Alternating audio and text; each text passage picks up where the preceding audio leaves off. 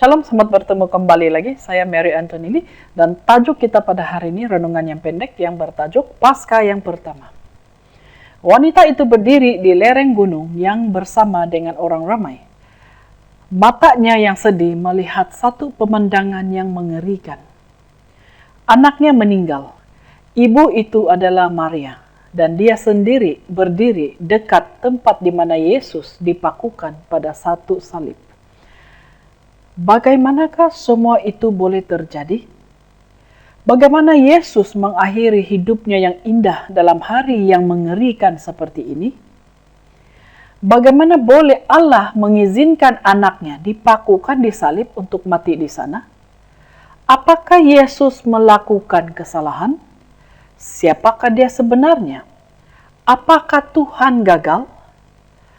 Itulah persoalan yang bermain dalam setiap pikiran seorang ibu dan juga mungkin kepada Maria ketika melihat anaknya yang hidup dan tersiksa mati di kayu salib.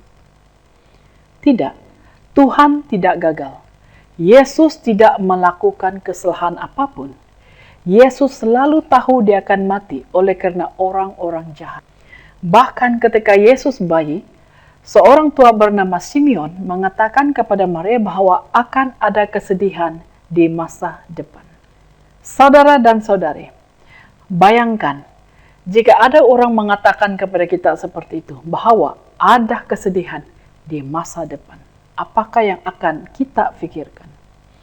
Kita teruskan dengan cerita tersebut. Beberapa hari sebelum Yesus dibunuh, seorang wanita datang dan meminyaki kaki Yesus dengan minyak wangi. Dia membazirkan uang. Murid-muridnya membantah. Dia melakukan pekerjaan yang baik, Yesus menjawab. Dia melakukan ini untuk penguburanku.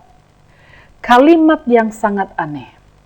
Sesudah hal itu, Yudas, salah satu dari 12 murid Yesus, setuju untuk mengkhianati Yesus kepada imam kepala untuk uang sebesar 30 keping perak. Pada hari perjamuan Paskah Yahudi, Yesus menikmati makanan terakhirnya dengan muridnya. Dia mengatakan hal-hal yang luar biasa tentang Allah dan janji-janjinya untuk mereka yang mengasihi Dia. Kemudian Yesus memberikan roti dan secangkir anggur kepada mereka untuk dibagikan. Hal ini mengingatkan bahwa tubuh dan darah Yesus diberikan kepada mereka untuk membawa pengampunan dosa-dosa. Kemudian Yesus berkata kepada teman-temannya bahwa dia akan diserahkan dan mereka akan meninggalkannya. Aku tidak akan pergi, kata Petrus sambil mencela. Sebelum ayam berkokok, kamu akan menyangkalku sebanyak 3 kali, kata Yesus. Kemudian pada malam itu, Yesus pergi untuk berdoa di Taman Getsemani. Murid-muridnya yang bersama dengan dia tertidur. Oh Bapakku, Yesus berdoa, biarkan cawan ini lalu daripadaku. Tetapi janganlah apa yang aku kehendaki, melainkan apa yang Engkau kehendaki. Tiba-tiba datanglah segerombolan orang banyak berbaris menuju ke Taman Getsemani, dipimpin oleh muridnya sendiri, yaitu Yudas. Yesus tidak melawan, tetapi Petrus memotong telinga salah satu orang itu. Tanpa suara Yesus menyentuh telinga orang itu dan menyembuhkannya. Yesus tahu bahwa penahanan ini merupakan bahagian dari kehendak Allah. Orang banyak itu membawa Yesus ke rumah imam besar. Di sana, pemimpin-pemimpin orang-orang Yahudi mengatakan bahwa Yesus harus mati. Tidak jauh dari situ, Petrus berdiri dekat dengan unggunan api sambil melihat Yesus. 3 kali orang melihat ke arah Petrus dan berkata, "Kamu bersama dengan Yesus?" 3 kali juga Petrus menyangkal hal itu, seperti yang dikatakan Yesus. Petrus mengutuk dan bersumpah. Kemudian ayam berkokok. Itu seperti suara Allah untuk Petrus. Teringat kata-kata Yesus, Petrus menangis dengan sedih. Yudas juga menyesal. Dia tahu bahwa Yesus tidak bersalah dan tidak berbuat dosa atau berbuat jahat. Yudas mengembalikan 30 keping uang perak, tetapi para imam tidak mau menerimanya. Yudas melemparkan uang itu ke tanah dan pergi keluar dan menggantungkan dirinya sendiri. Para imam membawa Yesus ke Pilatus, gubernur Rom. Pilatus berkata, "Saya tidak menemukan kesalahan orang ini." Tapi orang ramai terus berteriak, "Salibkan dia, salibkan dia." Akhirnya Pilatus mengabulkan permintaan mereka dan menjatuhkan hukuman kepada Yesus untuk mati di salib. Para prajurit memukul Yesus, meludahi wajahnya, dan menendang dia. Mereka membuat sebuah mahkota yang kejam dari duri yang panjang dan tajam, serta menekankannya ke kepala Yesus, seolah-olah mereka memaksa mahkota duri itu untuk masuk ke kepala Yesus. Tentu sekali itu sangat sakit. Kemudian mereka memakukan dia pada sebatang kayu salib agar dia mati. Yesus selalu tahu bahwa dia akan mati dengan cara ini.